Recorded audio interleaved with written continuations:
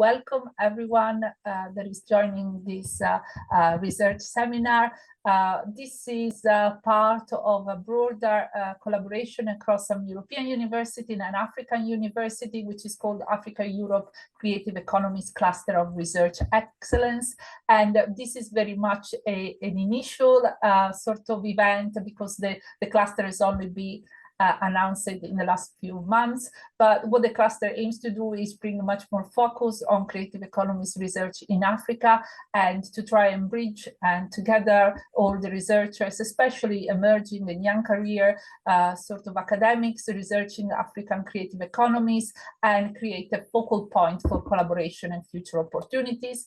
And there's no better way to do that than to start with sharing our knowledge. So research seminars are a vital part of the work we do, and this is the very first seminar that we host. We hope to have altogether 6 online webinars on the topic of creative economies in Africa, and I'm very grateful to Jaana and Robin, that I will introduce in a minute, for accepting to talk at our first online event. So the topic that we will address together is creative economies across platform and digital economies, and both the researchers we invited have got some amazing research in this area, and obviously some very fresh research coming out from their PhD work and postdoctoral work, which is really so very much up to date and really interesting to have the chance to hear from. So the way we will structure the webinar is to give each of the presenter around 15 minutes, 15-20 minutes to talk and give us their presentation. We will have at the end of each presentation a short 5-10 minutes time for some question and answer specific to that presentation. But we also have a final 15 minutes which we can open up for broader question or discussion around the topic. So without further ado, let me introduce our first speaker. That's Jaana from the University of Groningen. Thank you, Jaana, for being with us. She will be talking about locating African cultural agency in the global digital economy, the case of music platform insider activism. Jaana, the floor is yours. Thank you so much. Thank you so much for the invitation first, and especially that a space like this even exists. That's really exciting. Yes, so in this space, I don't think I need to introduce Afrobeats music and its meteoric rise. Usually I play a snippet of some international hit from Nigeria, just so people understand that everyone actually knows Nigerian music, even if they think they don't. And so, as Roberta said, I did my PhD already on the Nigerian music industry. So I started going to Lagos for research in 2018, and then lived there in 2019, 2020. So, of course, a lot happened precisely during that time. I was interested in, at the time, the hashtag Africa to the world, which was ubiquitous. I was as much a celebration of all the milestones that African artists were reaching, especially Nigerian artists at the time, but also very much performative. It was very much aspirational and almost a prayer. And so that was the narrative that I was interested in looking into. And at the time, what happened also is that having your face projected in Times Square, as you can see here, became routine for Nigerian artists, and these were always sponsored by Spotify, YouTube, here is Pandora, Deezer, etc. And so what I'm going to present here is an offshoot of that project. So it's something I've done more recently, specifically on digital platform professionals who present themselves as African. So they may have been born in the West. For most of them, they have very complex geographical trajectories. But for me, what matters is that they see themselves and present themselves as African professionals. So just some background before I speak specifically on that case study, but just so everyone understands like some basic things about the Nigerian music industry and the debates in which my research now on digital platform professionals which intervention it seeks to make.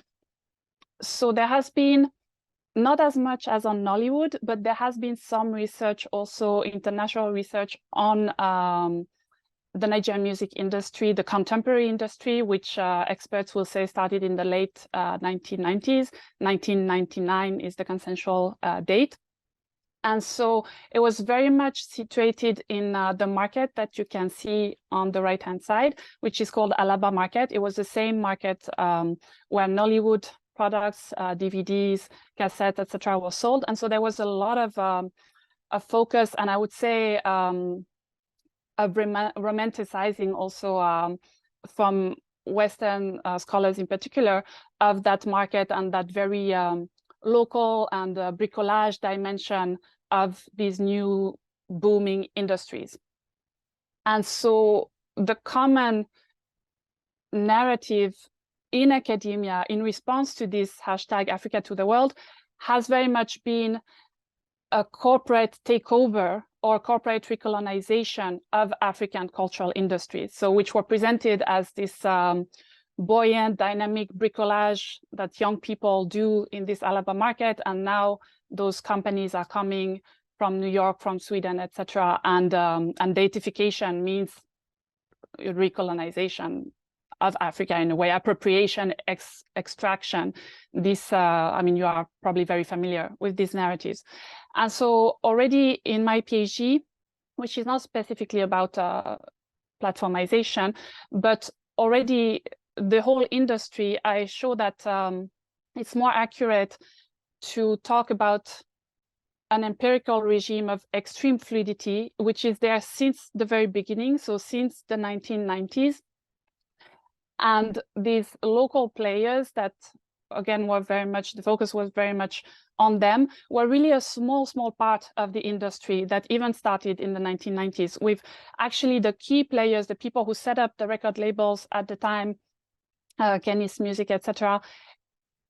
Almost all had actually worked or studied abroad, mostly in the UK or the US, and were also importing directly equipment from there, and always had this dual identity. And the market was actually seen as very predatory at the time for artists and for the structures who had to rebuild after the economic crisis that Nigeria and many other African countries went through in the late 20th century. And so this industry emerged in the vacuum left by companies leaving and the currency plunge at the time, etc. And so those ties through the diaspora, through the constant migration that people had to make at the time because of the decrease in livelihood opportunities in Nigeria, was very central. And reciprocally, in the mid-2010, from 2016, foreign record labels started to invest in Nigeria, also the digital platforms, set up offices, etc. And that has been seen even in Nigeria initially as the arrival of those all-powerful actors who can transform the industry. But this is not actually what happened at all. In fact, in Nigeria, the hopes that were put in these entities were quickly dashed. Universal Music office in Nigeria hasn't developed or launched a career of any artist in Africa. And the structures that set foot in Nigeria at the time, they invested very little money, so it was not going to have a transformative impact. And also in most cases, the people who they hired, they didn't just export their people, they hired people on the ground. And so it's the same actors who, again, were very much in liminal positions, who had their own company in Nigeria, who now were also regional head of Sony Music, etc. So I just want to nuance the construction of local players, international hegemonic actors, because it's much more complex on the ground, and that's very key to understand the debates around platformization as well. Yeah, I think I'll just cut this in the interest of time. So what was very key in the industry and still is, but now, of course, this Africa to the world aspiration is to a large extent realized. So we'll see that there are other stakes at play. But it was this idea of mobilizing the resources of these corporate actors. And at first, of course, there was no corporate actor in Nigeria. People just used the resources that were at their disposal. So for example, since the early 2000s, people were putting their music themselves on YouTube, not knowing what was going to happen with it. There was no explicit strategy either from the actors in Nigeria or from the DSPs. But it was a possibility to link up to the world, which basically has been driving aspirations in Nigeria ever since the end of the late 20th century. And again, the collapse of the economy, the structural adjustment programs, and the marginalization of the continent that was very much felt from that time. And so this is absolutely key to understand what is driving people in these creative economies. I'm talking specifically of the case study of African music and mostly Afrobeats, because this is what is played the most on digital streaming platforms. And so my point here is to shift the ethnographic lens, the research from looking at artists and audiences, which is what the majority of the research until now had been focusing on, and look instead at the industry professionals who have made the current movement possible and what is driving them. So what are the cultural representations, the values that are driving these actors in their everyday efforts? Because what I realized from being in Nigeria is that, again, contrary to that narrative of corporations setting foot in Nigeria because they have this well-established corporate strategy, and so seeing them as an institution, what I quickly realized is that there are actually a few key people who, again, identify as Africans. Some come from the continent, some are second-generation immigrants in Europe or the US, but have been pushing these companies to even see Africa as a market worthy of investment. And so it's really the combination of local efforts and homegrown efforts to even project the idea of the African continent and African cultural industries, especially youth industries, as something worthy of investment after 2-3 decades of Africa being a place of extraction for raw material. Nigeria, of course, was known to corporate actors for a long time, but as a place that exports crude oil. So to transform this idea, you have people who had a very concerted and intentional plan to mobilize these resources. So for this particular project, I spent time, participant observation, and interviewed platform professionals in a few areas. So Lagos, Paris, Riyadh, and Dubai. And you may be wondering why Riyadh and Dubai and Paris rather than London, New York, and Los Angeles. And because, again, with this very, very strong narrative of visibility and reframing global hierarchies, people in these different hubs have a similar post-Anglo-American hegemony kind of ethic that they are pushing. So for example, in Riyadh, they organized the Futures Music Conference for 3rd year now, where they talk about how to develop a market. So in their case, it's the Middle East, but they invite a lot of Nigerians. And in fact, throughout the conference, Nigeria is always used as a reference point in how you can actually create a music market, gain global relevance, etc. And so African digital professionals who have pushed Afrobeats are invited in that conference. And Dubai, Spotify Sub-Saharan Africa is headquartered in Dubai, which is interesting in itself. So what are the narratives, the discursive constructs, and the material things that these digital professionals are pushing for?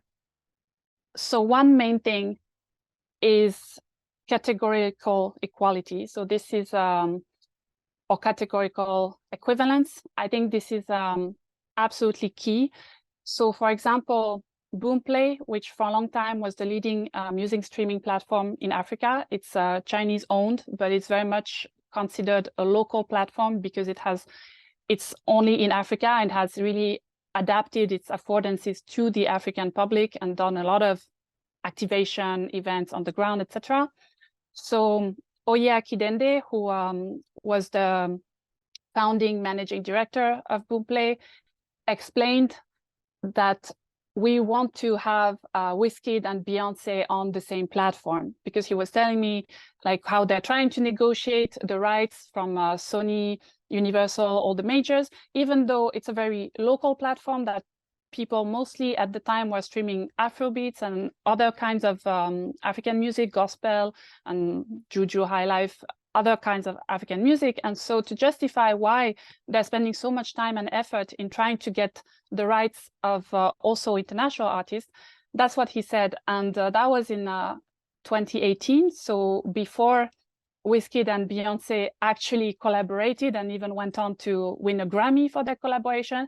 But this idea that you have an international standard, and in that case, the name that was mobilized was Beyonce, but it was really the construction of this idea of an international standard. And so you want platforms where a Wizkid can sit next to a Beyonce. And that was considered really a claim to emancipation through gaining that seat at the global table of capitalism, rather than independence. The idea, after being at Boomplay, Oye Akidende then founded Music Time, which is at the time was South African owned. Now he's in charge of digital innovation at Airtel, which is an Indian operator in Africa. So, and before that even, he was at Spinlet, which was the first attempt at a Nigerian music streaming platform. So these are people who are very much aware of the resources that exist and what can be done. And if anyone could create local platforms, it's again people like this, but they make those choices of using international resources to place their artists at a similar level. That's again their words, for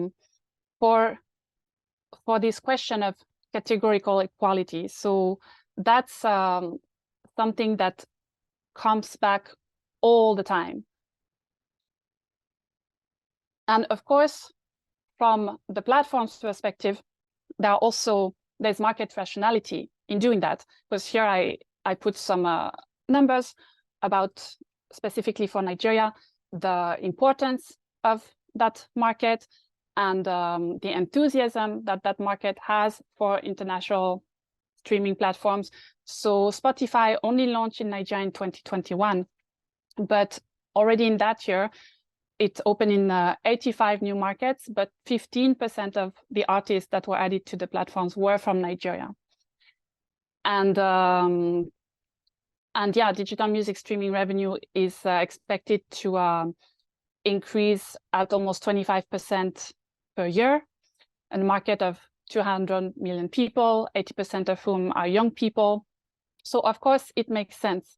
But again, it required a lot of convincing also, despite these numbers. But the idea of investing in that market was not obvious. And from the Nigerian side, from the creative side, they are very much aware of their need to connect to this digital economy. So the recent statistics at Spotify show that London and Paris are the cities with the highest volume of Afrobeat stream. So of course, the value of streams is not the same everywhere. And even digital platform professionals will tell artists and will tell they do conferences all the time, etc., to try to make music and market music in the West, because the value of streams is not the same. And especially in the current context, which you may be familiar with, of currency plunge and abysmal economic situation in Nigeria, gaining money from abroad is considered a necessity for well, for everyone actually. And the other thing is that even though the music industry has thrived without formal funding for a certain time, the people in the industry are very much aware of the limits of this informal funding that they had access to. Some also was linked to politicians or to Yahoo Boys, cyber fraudsters. And so there's a glass ceiling in how much growth you can have if your value chain, your funding is not clean.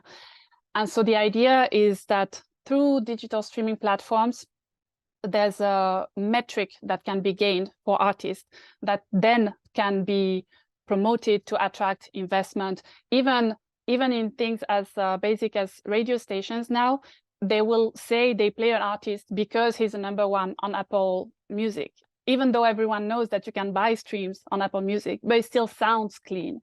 And there was so much conflict in the industry around payola, the fact that a radio host could be bought to play your song, etc. So the whole industry is also pursuing a goal of sanitizing itself, which for the time being, again, there are so many problems with that, but for the time being, it's seen that digital streaming platforms and the idea of rationality that they provide can help with that. The other main goal that African digital streaming professionals pursue and motivates them, because it's important to understand that many actually come from the music industry and see themselves very much as cultural brokers rather than tech professionals, because for streaming platforms, it's still quite exploratory to even work in Africa. And so they've recruited people who had the connections, who were very much part of these industries. And so for them, the idea is really to drive resources to the continent. So we're talking really about budgets that they would then have the freedom to deploy as they please.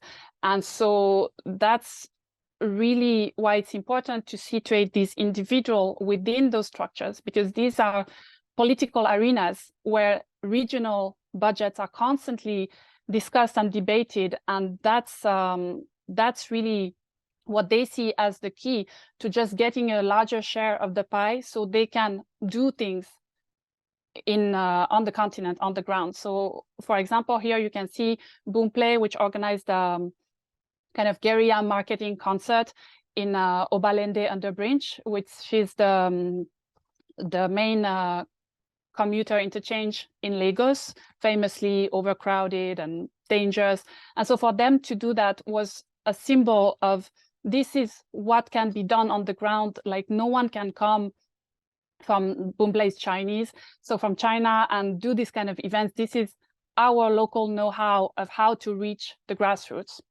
And so, for example, someone from the regional head of another leading platform told me, if we had not stood up to do this, and by doing this, she means joining a platform, setting up an office in Nigeria, it would still be white guys in Europe making the decisions for us to this day, which is interesting because the platform she works for is American.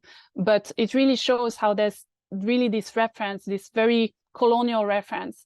And so despite the attack, I was actually asking her about this idea of neo-coloniality of platforms, etc., how she feels about it. And so that was her response, that the only way that she saw to regain some agency was to actually localize the corporate efforts that are going to happen in any case, but make sure that it's in the hands of people from the continent who know the market, also because they can use that situated knowledge to influence the strategic decisions of the corporations in a way that digital professionals, African digital professionals think will help the industries to grow. And so it was interesting to observe how this goal of corporate growth and African cultural emancipation is really intertwined even on an everyday level. For example, I've been to a lot of events with the Boomplay team, so not just the executives, but from all the people who set up the stage, etc., how they really see these things as correlated, as making visibility for African creatives and growing the platform at the same time. So these are some quotes by the head of music for Spotify Sub-Saharan Africa. So what is really interesting is that, again, it flies completely in the face of the earlier theorization from Western scholars about platforms trying to have this veneer of neutrality, as Gillespie or Dana Boyd have said, like trying to veneer of rationality, just be intermediaries. That's how platforms used to present themselves. But with these new recruitments of African professionals, it's a completely different discourse. So Fiona Okomu, for example, very clearly says that she sees the platform as a cultural champion, and that's how she, as an executive, is going to use it. And all the time, they bring forward their editorial capacity. They don't present the platform at all as neutral intermediaries, but they will clearly say, even at investor events, that they will use every resource in their capacity to push the African creative industries. And so just to conclude, and maybe we'll have time to talk about that in the questions, but so of course it can seem like a zone of awkward engagement, in the words of Anna Tsing, how creatives as well see those international platforms, so again, which are foreign owned, whether it's Boomplay, Chinese, Audiomack, American, etc., as allies and partners. But what is very important to understand is the local situation with a government that is considered irredeemably corrupt and an active threat. And so there is no false consciousness of not knowing that these corporations are foreign owned, etc. But it's just that in this particular situation, they make the choice of allying with what they see as the less dangerous enemy right now. And so the case of NSAS, which I'm sure you're all familiar with, Nigerian protests against police brutality, makes it very clear. I'm just going to play a video of Tiwa Savage at the time of the protest. She made that video on Instagram Live. It was viewed by 1 million people at the time. And let me know if you can't hear anything. Also, all the DSPs, thank you so much. You know, Spotify, Apple, Amazon, Deezer, SoundCloud, you know, all these amazing platforms that have supported Afrobeat music and, you know, Afrobeat artists, all of us that have given us a platform and have elevated our genre of music to people who would not necessarily listen to our music. I'm calling you guys out now. I'm saying, please use your platform, use your voice. That's it. Thank you very much. Time for people to type in their questions. I have one ready for you. And I was just wondering in a sort of way, and also reflecting on the last video so that you presented, in which ways this cultural intermediation that is happening through this platform brings sort of bridge the culture with the political. So in which ways do you see the kind of content that you produce, and in that respect also, you know, the wording of some of the songs, the materials that is being producing as being as much as about celebrating Afrobeats and African culture and those rhythms and messages, also about changing some sort of political agenda and context for the development in Nigeria as a nation rather than as a cultural powerhouse that it is. Thank you. Yeah, thank you for this question. This is, I mean, this is absolutely key. I would say this is the basis for everything, is that it's not just interlinked, it's like completely overlapping. I would say, again, so I'm talking specifically of digital platform professionals here, but most of my work was with other people in the music industry, including people at the very bottom of the value chain, like dancers, PAs, etc. And I've written on those as well. And what is interesting is that this view of merging culture and political is really shared across the social spectrum and the value chain, which is surprising because you could think that it's only those who are going to benefit that are going to see this way. And but there is such a deeply ingrained, deeply felt, how to say this, claim to visibility, and the idea that if that representation in the case of Africa will really have material ramifications. And to a large extent, it's true. I mean, so many studies have shown that many companies don't invest in Africa because of just Africa.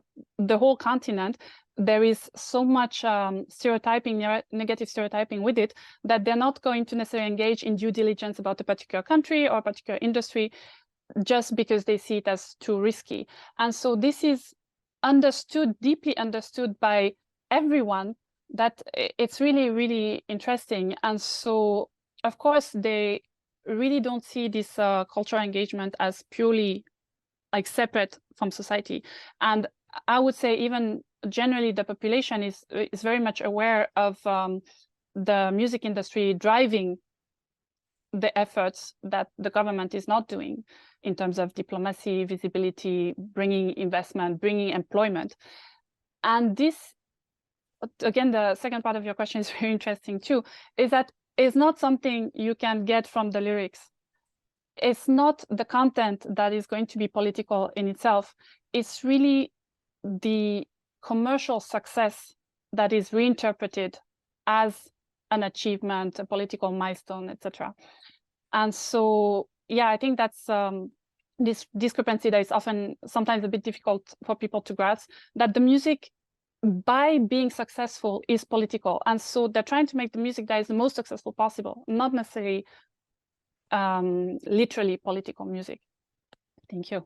Thank you. We have another question, Jaana. I'm going to read it out to you, but if you feel you need a few minutes to reflect on the answer, we can also take it at the end, at the very end. So just let me know. So this is from Victoria. So my question to Jaana concerns her preference to focus on African artists based in the first world as a representative of contemporary African reality, because of the socio-economic reality in Africa is different. As she later pointed out, that some of the artists in Nigeria are politically connected in order to access resources necessary for them to operate. Do you want to take the question now, Jaana? Yeah, sure. Okay.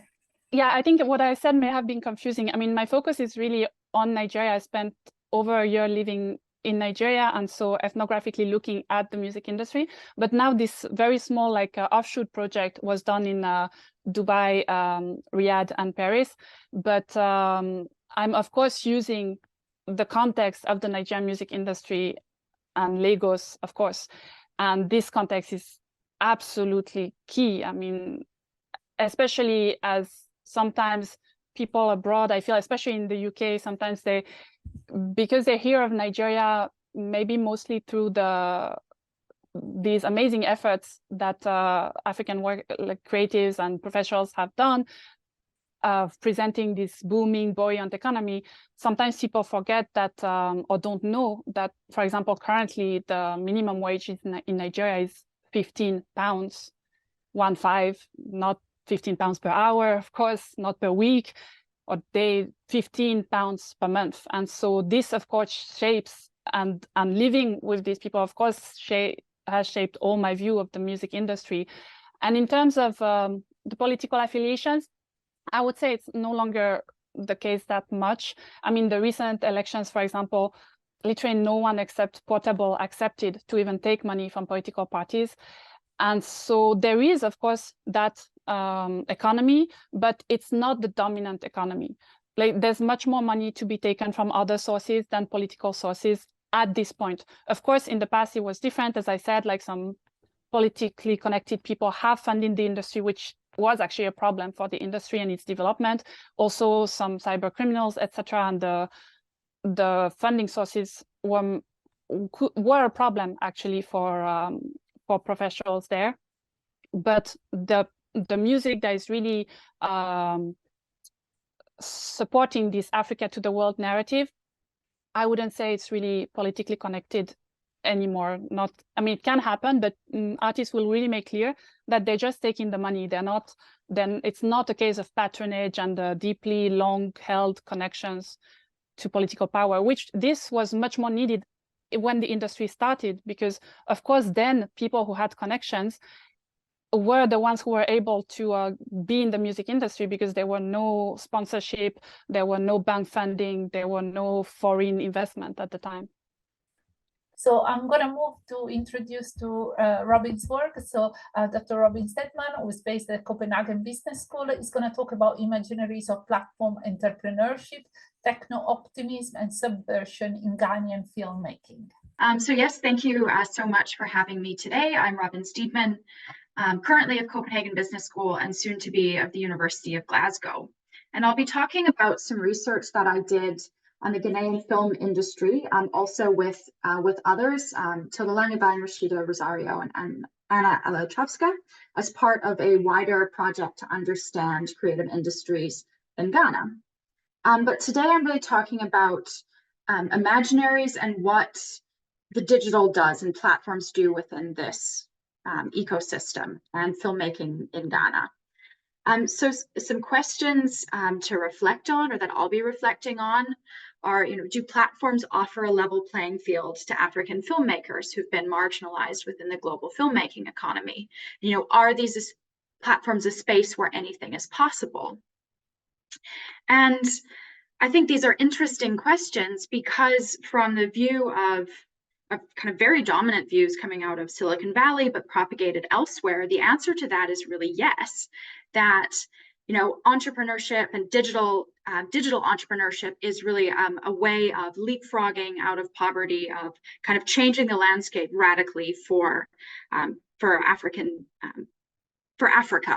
as a whole, in a lot of ways, because also those discourses tend to speak very expansively of Africa, which of course connects to longer standing narratives about this Africa rising, this continent on the verge of something, major happening. So these are Imaginaries I would describe as being techno-optimist or techno-optimism. But I think there's also something that we really have to contest with these narratives or think about.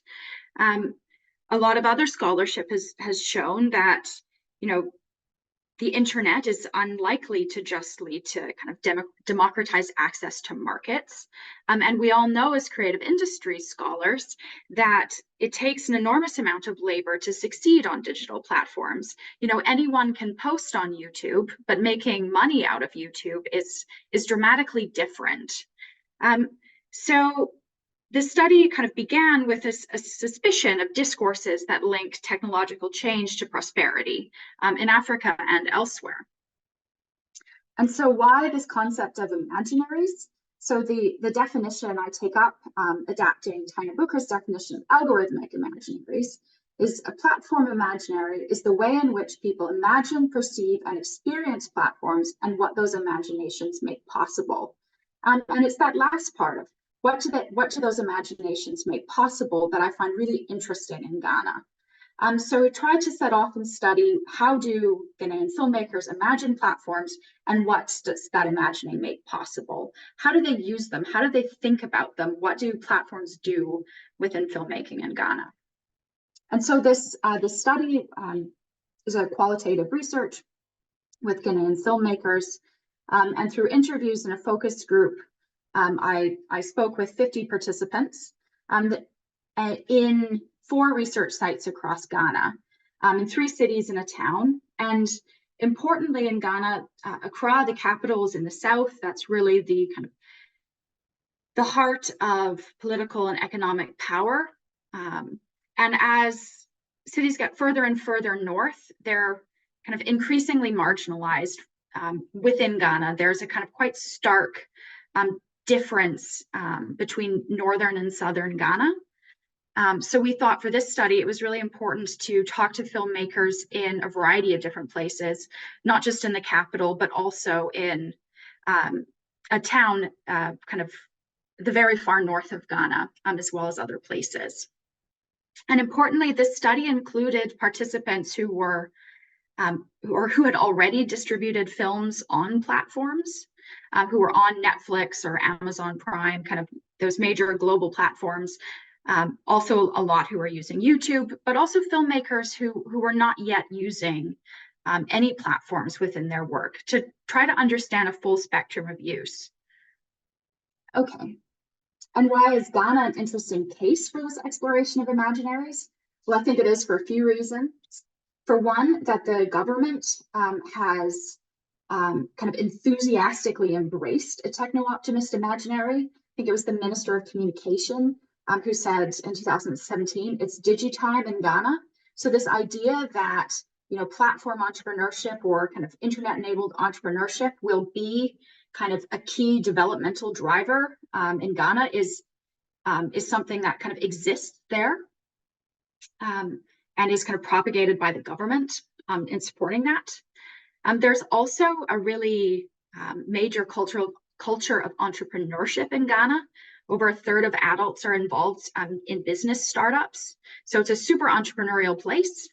And also that there's a history, which is very much ongoing, of a lack of government support for the film industry.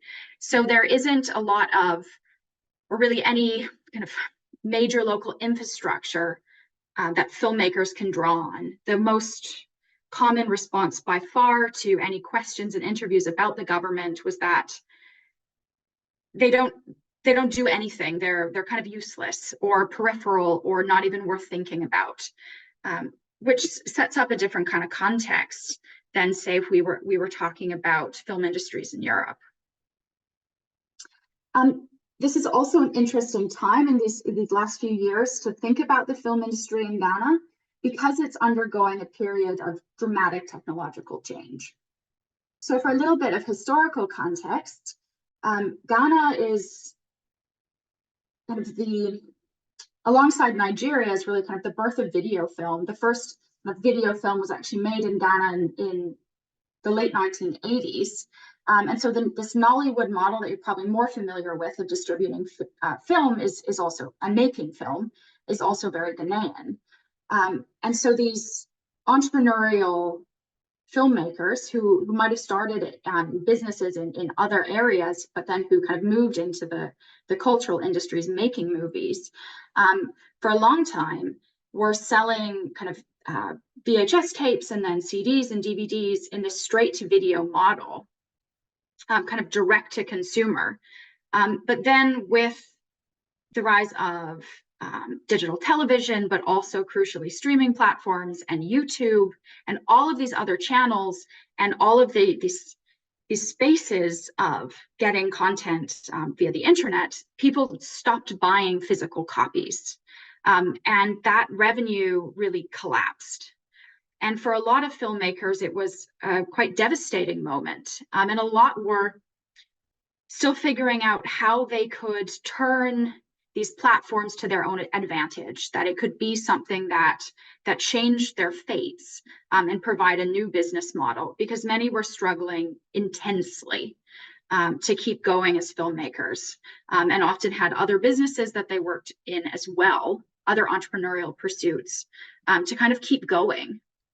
So these platforms, on the one hand, are sort of the cause of a kind of dramatic moment of disruption and seen as a potential solution. So how did filmmakers then think about them? So firstly, there was quite a large take-up of these techno-optimistic imaginaries of global reach and business growth, that, you know, if you could get on platforms, you were set. For instance, a head of a national film body said, you know, in Ghana, we don't have enough people to support a thriving industry. We're only 30 million people, so we need to be more global in our mindset and outlook. You know, that reaching an audience beyond Ghana was necessary, and platforms could be a way to do that. And another filmmaker, whose quote's at the bottom of this screen, and it said, you can also sit in your corner and create an online channel for yourself where you can make money as well as getting viewership. So, you know, the opportunities are endless in the industry because of these technologies. And that filmmaker had a booming business for 20 years in Accra, and really thought, yes, platforms are what's going to take everything to the next level. So really embracing this idea of technological possibility for business success. But at the same point, filmmakers didn't just take up those Imaginaries, they reflected on them intensely in their practice as well for the limits of those kind of discourses and what those platforms could do for them. So, for example, a filmmaker who was head of another association in northern Ghana said, "For now, we lack the internet education. When you go to the internet, especially YouTube, you see most of our movies dumped in there and you don't know who has kept them there. We cannot even block them. We don't even have the knowledge, so we are not benefiting." So for him, he was talking about, his lack of knowledge and skills to navigate this land. That, the we of filmmakers in his city didn't know how to navigate YouTube. They didn't know how to navigate kind of copyright infringement and how to make that platform work for them. So they could see quite intensely that it wasn't really working for them. And another filmmaker reflected, that they felt that the digital market was what would help them, but they didn't have the skills to navigate it, to make use of it. And so they were hoping and praying that they'll get the training. So a lot of filmmakers were very keenly aware that they could post their movies on YouTube, that they could try to reach platforms, but it was something that involved a lot of skills that they didn't feel they had. And also many reflected on the fact that they didn't feel they had the networks to access platforms. Crucially, there's many Ghanaian filmmakers who have shared films on places like Netflix, but they're all based in the South and they all have international distributors. So they're part of this infrastructure that makes that possible. And those network shortcomings were really keenly felt, particularly in northern Ghana. And then what I thought was probably the most fascinating thing that was happening was this kind of imagining otherwise and creating Ghanaian platforms, where quite a few filmmakers talked about making their own platform rather than trying to get on Netflix to create something, and many had. So the head of a producers association said, "In 5 years, the industry will be better, far, far better than 10 years ago, a time of prosperity, if we're able to move with the time and build a platform like Netflix." And that platform, in his imagination, would be just for Ghanaian filmmakers, so that it was kind of for the Ghanaian film industry, for consumers of Ghanaian content. And he was in the process of trying to develop that with his association. And another filmmaker thought about platforms saying, when you've created a platform where you have a waiting audience, it is the easiest way to make up your money. And she had a subscription streaming service when we started, but had converted it to a platform like a mini Netflix, in her words, soon after our interview. So trying to, in these cases, trying to make platforms work for them by making their own platforms, which of course wasn't an easy thing to do and was quite fraught. For instance, in one platform that was already in existence when I was there, the economics of it worked quite well for the platform owner, who could collect this kind of vast amount of content from other filmmakers who wanted space on his platform. And it was pretty good for audiences who were interested in Ghanaian movies, but the kind of number of streams needed for any Ghanaian filmmaker to make money on that platform was far too high. So really, none of them were. That wasn't yet an opportunity for changing the fates of those people in the industry. So there's, I guess, in some, these Ghanaian platforms were quite complex in what they did and who they benefited, whether Ghanaian artists or Ghanaian platform owners or some combination. But interesting to see that this idea of making a distinct Ghanaian platform was really prevalent. So I guess to sum up, what our research tried to do, and hopefully did, was to contest some of these global and universalizing Silicon Valley imaginaries of techno-optimism that, that kind of digital businesses are going to lead to this huge amount of development. I think there's something much more complex happening. And that we also need to study kind of platforms and their specific affordances and how they play out in specific locations more. You know, how do they work on the ground? And I think that's the main thing we've tried to show with this study. You know, how African entrepreneurs are working with Imaginaries, and how they're contesting them, and how that all takes place within their local experience. Okay, and then finally, in my last slide, so this research on platforms in the Ghanaian filmmaking has been published, but in some kind of next steps related research, what I'm currently working on is examining platforms and fashion work in Ghana, specifically in Accra. So that's ongoing and will come out.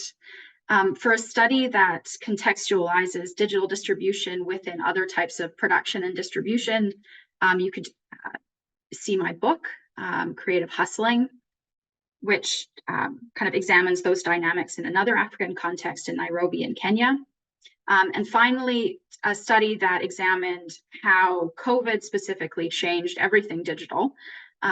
That you could see the last reference on this slide, because interestingly, it made everyone's work kind of more precarious and made a lot of people try a lot of new digital things, experiment more digitally to see if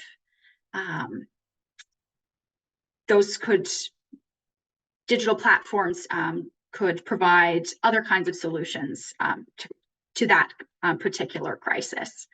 So that's all for me. Thank you very much for listening. I'm kind of really interested in how these platforms are often either perceived as top-down, so rejected because they are somewhere else. So in a sort of way, your economy or your national or your production as individual is subject to somebody else making the rule of how it works.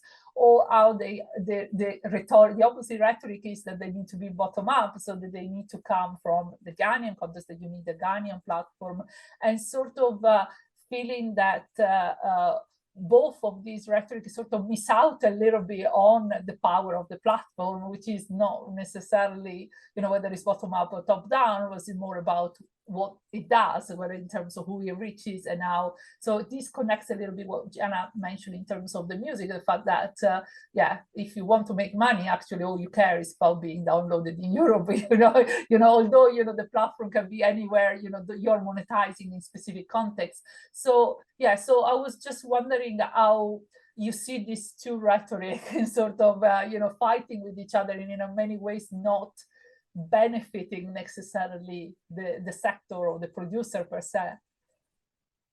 Yeah, I think it's a good point. And I think there's what was kind of interesting for a lot of the filmmakers in the study was how these tendencies overlapped. Like the need to kind of build something Ghanaian, but also go international, go international. And who was benefiting whom, and from what.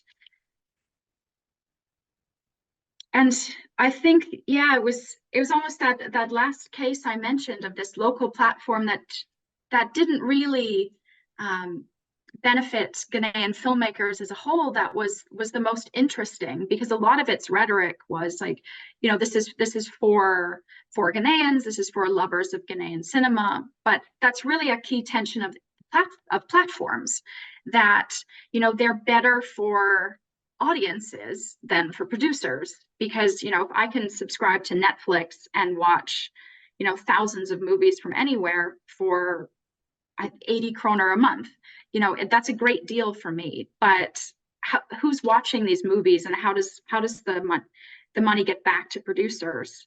And even ones who were Ghanaian filmmakers who were already on Netflix thought about that a lot. And one said that was extremely proud of the accomplishment and thought it meant a lot, but was key that being on Netflix is kind of symbolic. It's what's going to get me you know, financing for my next movie. It conveys legitimacy, but that's not where we make money.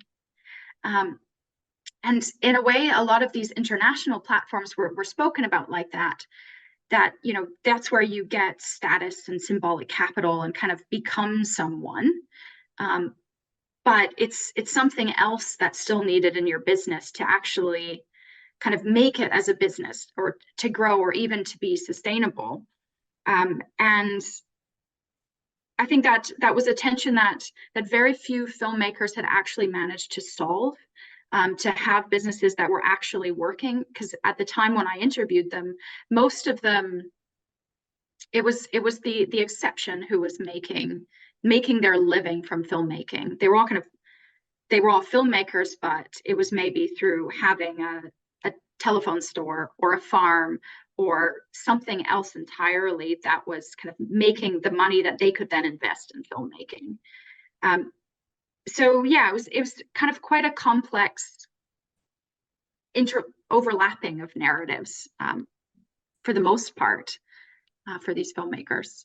I have a question for both of you in a sort of way, if you can expand. I think it's quite interesting the way platforms are meaningful, also because they very much build and bridge this diasporic sort of power, the power of the diasporic network. So the fact that, you know, the Ghanaian content can be downloaded in Europe and watched in Europe, as well as obviously the music, you know, from the Afrobeat music again becoming a global phenomenon, because there are audiences which are also part of those communities elsewhere in the world that in a way function much more as that monetization, so that going back to their own cultural sort of roots, also financially, you know, backing up those. And I was just, yeah, if you could add any reflection on your research on more on those diasporic communities specifically. Jaana, do you want to go first? Yeah, sure. I mean, that's very key for Afrobeats music, because of course Nigeria has a huge and very educated diaspora. That's also a key characteristic. And so, for example, 1 year after YouTube was created, Not Just Okay was created in the US by a Nigerian immigrant who was studying and then working as an IT engineer there. And so this website, which was a downloading website at the time, has really played such a key role in creating this digital culture, transnational, across the diaspora, and very culturally proud also, because of course this cultural nationalism is exacerbated when people are abroad, especially when they're abroad, not necessarily because they dreamt of the abroad, but because of the crisis in Nigeria, etc. And at the time facing, of course still today, but you know, facing so many prejudices against Africans, and plus the racism. And so having access to this dynamic culture from the continent, and so this self-representation, positive self-representation, that has very much fed into the movement. And as I said, all the key structures really that started the current industry, Kenny's Music and Storm Records initially, but then Chocolate City, Mavins, Aristocrat, all of them were created by people who spent time abroad. And so brought back the education and also that African pride that they developed because they were faced with racism, etc. And so this link with the diaspora is absolutely key beyond the financial dynamics. Thank you, Jaana. Robin, did you want to add something more specific to the film context? I think it's interesting what you've said, Jaana, because I think that was the case for some of the filmmakers as well, that you know, having spent time elsewhere, and then coming back kind of affected what they kind of how they thought about some of the platforms. And for most of the filmmakers in my study, they hadn't studied abroad. They weren't returnees in Ghana. They'd lived their lives within Ghana, but for some it was quite different. And for one particular filmmaker who'd lived in the UK and come back, was working in Ghana, really had that narrative of this kind of cultural emancipation, of creating diversity, of building this kind of new Africa, because she'd spent time overseas. And as a reflection of being kind of African in the UK and the kind of racism she'd experienced, wanting to do something and present particular images of Africa to challenge that landscape. So kind of fitting, I think, within a lot of the narratives that you were talking about, Jaana. Though interestingly, I think maybe it's just a fact of the sample that that was only discussed by a minority of the participants in my study. Thank you, Robin. I'm going to go back to the question that were asked in the chat. So there's one from Robert, which obviously is connected to Jaana's work, but I think it could possibly actually be a broader question. And this is the extent in which some of these African countries want to bring Africa to the world, so they kind of sell their work to be internationally recognized, to be a part of that rhetoric, so both in music and film, I think, and the way in which this can potentially harm the development of sustainability of a distinct Nigerian popular music in the long term, but the same as well, what this African to the world might in a sort of way take away some of that distinctiveness of the local cultural production, or some sort of that negotiating with the global, making the content a little bit more watered down or appealing for international audiences, rather than maybe more honest to what is the original cultural supposed background of what is being produced. Jaana, do you want to go first? Sure, thank you. I also want to follow up on what Robin said, because I think it's important for me to specify that the people I'm talking about are, of course, not the majority also. I'm talking about the people who are influential in the current moment that we're seeing, and this whole Africa to the world movement. And so very quickly, I noticed that there's really a few dozen people who have been so influential from 1999 in many different ways. And unlike the musicians, these people are still around, because, you know, music trends come and go, but the people who are behind the scenes and who are orchestrating this industry, they're still very much active, maybe now sometimes in investor roles, etc. But so in my work, I wanted to really focus on these people, and I'm certainly not saying that, you know, the majority of Nigerian creatives even have access to all of this. In fact, there's a joke in Nigeria that everyone's brother and cousin wants to be in the music industry. So clearly not everyone has access, and most people by far are struggling. And even those who you think are doing well are struggling as well. That's, again, as I said, with the Nigerian minimum wage, that's very important to understand, because even people who work in the industry, sometimes they make that wage. But at the same time, you have these people who are so active behind the scenes, are so much shaping representations of Africa, which now circulate all over the world, that I think it's important to also understand their specific cultural representations and motivations, because they shape representations both locally, where people now are very aware of these opportunities, which to a large extent are also fake opportunities. You know, 1 in a million will get access and become Burna Boy, but still it shapes aspirations. And so to answer now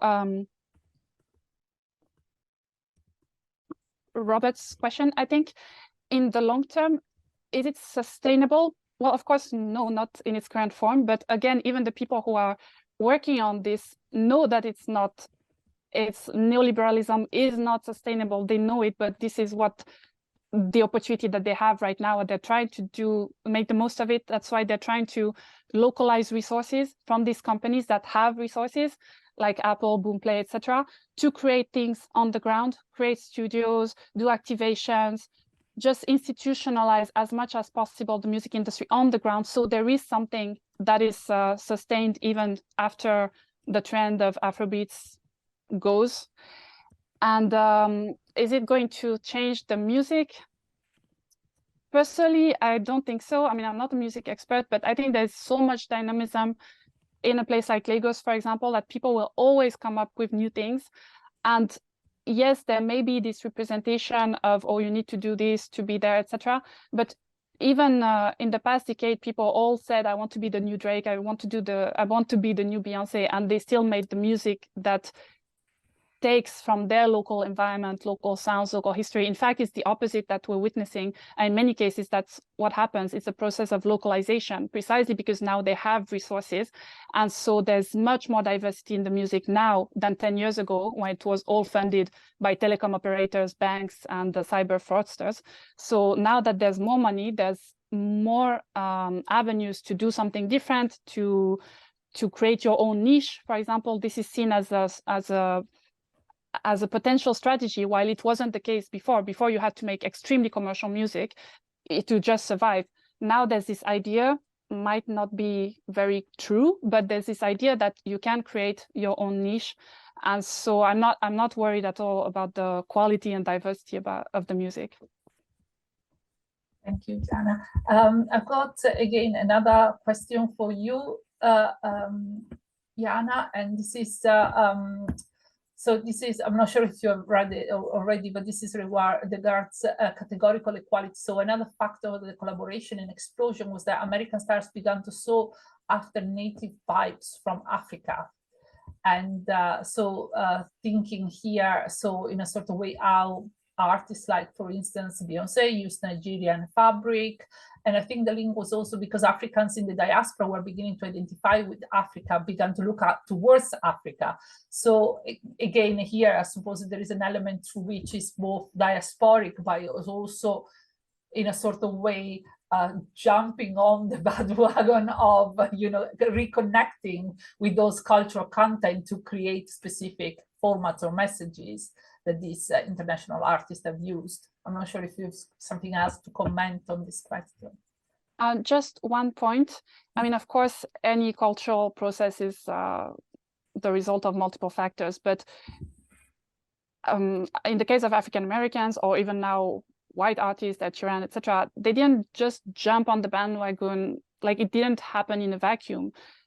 African artists, in particular Nigerian artists, had been working for 2 decades for that phenomenon to happen. They had positioned themselves in a way where artists would want to collaborate with them through the music, but most importantly, again, through the marketing, through the structures that they put in place, the branding. I mean, anyone who's familiar with Nigerian music from the past 2 decades sees the investment that was made in music videos. That is not new.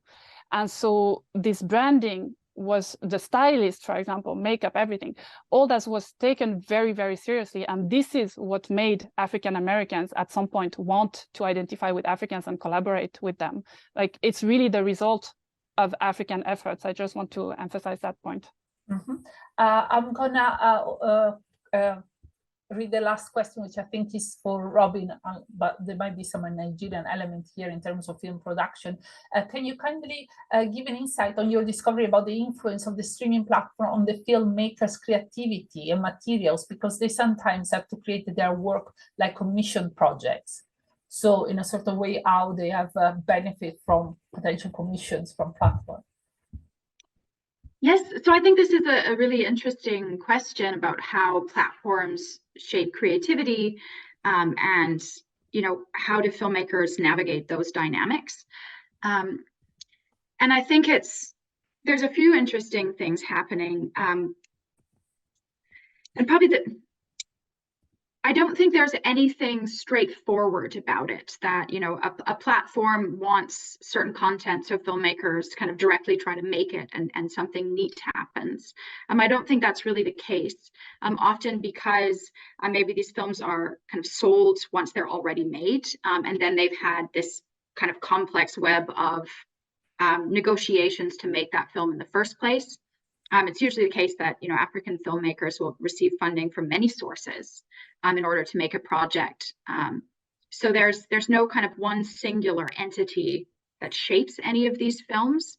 But I think that in other ways, these platforms do something quite interesting to creativity. So, for example, one of the most established filmmakers in Kumasi, who'd been making films for decades in a really prolific way and was sort of the grandfather of the industry, saw that, who was really facing this kind of tech disruption to his work, saw that there was loads of Ghanaian movies on YouTube that were getting watched, but also realized quite quickly because of that, that the economics of making films, features, and putting them on YouTube just didn't work. So he started making short form content specifically for YouTube so that it could be serial, so that something could come up every day, so that he could build an audience. And he was actually making quite a good business off of those YouTube videos. So in a way that platform changed kind of his mode of creative expression. So he was still making the kind of content, or, you know, he was still making his signature content. He stood behind it, just as he did with his films, but it was different because of the platform. So I think there was a sort of creativity in his business that happened, and also to then experiment in a new kind of format, I think is a kind of creative expansion, and he certainly saw it that way. So I think that it's more those kind of tensions where, you know, they have to respond kind of creatively to something, to these kind of constraining environments, but it had the potential for some of them of being quite creatively beneficial. So those layers were kind of constantly present. Thank you so much, Robin. We have run out of time. We got to the end of our seminar, so I only, few words just to thank very much our speakers for opening up our research seminar series, and obviously our audience for the questions, for engaging with the content. The seminar will also be made available on our YouTube channel, so I'm sure there will be more comments and contents coming in the future weeks. Thank you so much, Jaana, and thanks so much, Robin, for this amazing, interesting discussion. You were really a star. Thank you so much. Yeah. Thank you so again. much. Yeah, again, it's really great that such a forum exists. Like, thank you. Yeah, thank you. And take care.